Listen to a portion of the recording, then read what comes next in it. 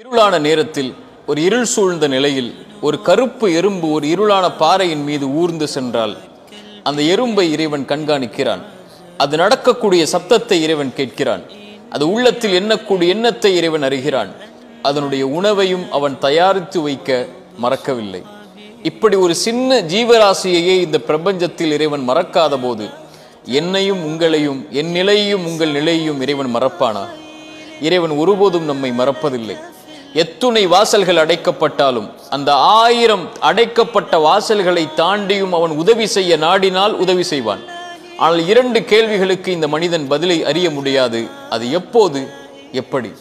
ஆனால் இந்த 2 கேள்விகளின் பதிலையும் இந்த வாழ்க்கையில் அவன் கொடுக்கும் போது அப்போதுதான் அந்த மனிதன் புரிந்து கொள்வான், இறைவன் என்னை ஒருபோதும் மறக்கவில்லை என்று. நபி மூசா சொன்னார், லா யதில்லு ரப்பி வலா யன்சா. இறைவன் எதையும் தவற விடுவதில்லை, இறைவன் எதையும் மறப்பதில்லை.